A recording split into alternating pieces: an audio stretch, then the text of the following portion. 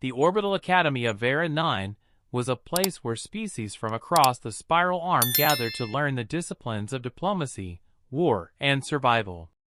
Its halls echoed with hundreds of voices, some guttural, some musical, some carried in thought alone.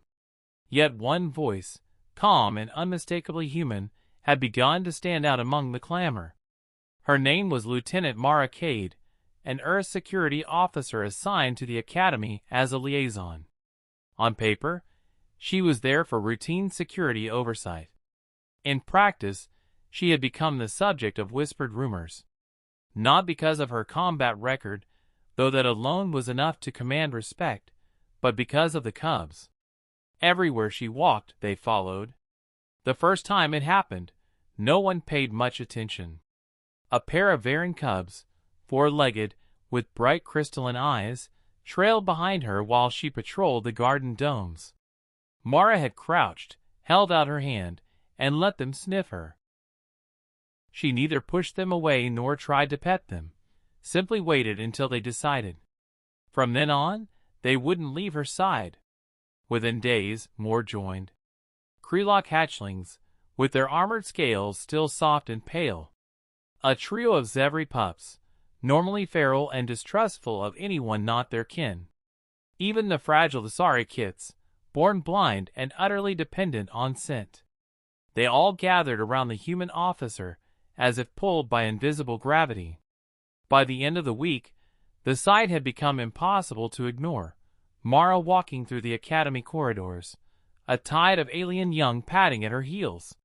Security Command intervened. She was summoned to the central chamber, where Director Vare, a towering insectoid with chitin polish to a mirror shine, fixed her with multifaceted eyes. Around him sat representatives from every major academy species. The tension was thick. The young were the future of the galaxy, and any unexplained phenomenon concerning them demanded immediate answers. Mara Cade of Earth. Vare's voice clicked through the translator, sharp and formal. Explain why the cubs follow you. This behavior disrupts routine, alarms the Guardians, and suggests manipulation. What have you done to them? Mara stood at attention, her hands clasped behind her back. Her uniform was plain, nothing remarkable. But her eyes were steady, blue steel that didn't waver beneath the scrutiny of a dozen alien leaders. I didn't make them follow me, she said, her tone even. They choose. The chamber stirred with unease. Words like impossible and dangerous rippled through the delegates. Director Vare's mandibles clicked. Younglings don't simply choose outsiders. They imprint on kin, on species memory, on scent. What you claim defies instinct. Mara didn't flinch. Maybe instinct recognizes more than bloodlines. Maybe it sees something else. At that moment, a small Zevri pup padded into the chamber, having escaped the nursery guard. Its silver fur bristled as it scanned the crowd, ignoring the outstretched hands of its own kind. Then, with deliberate steps, it walked past the Academy's most decorated warriors and nestled against Mara's boot. The room fell silent. Mara crouched, resting a hand lightly on the pup's back, careful not to restrain it. You see, she said quietly, they aren't being controlled. They're deciding.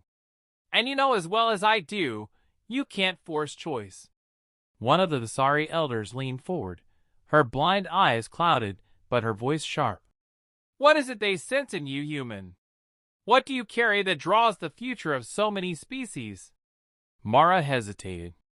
The truth was, she didn't know. She'd grown up on Earth's rugged frontiers, where survival meant relying on instincts, on family, on trust. Maybe the young recognized that.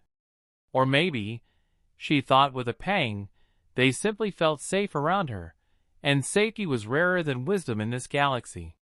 I think they feel what all children feel, Mara finally said.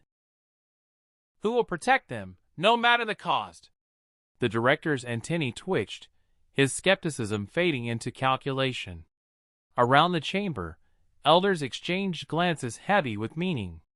Humanity's reputation was still young among the stars, volatile, untested, whispered about as both reckless and resilient.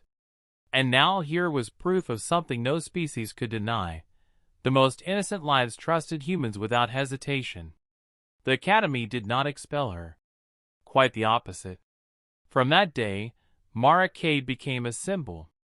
Guardians and diplomats studied her interactions, trying to decipher what science could not explain. The cubs still followed her through the halls, their numbers shifting, but their presence constant. And though security continued to ask, to probe, to measure, her answer never changed. "They don't follow," she would repeat, a faint smile touching her lips as another cub settled beside her. "They choose."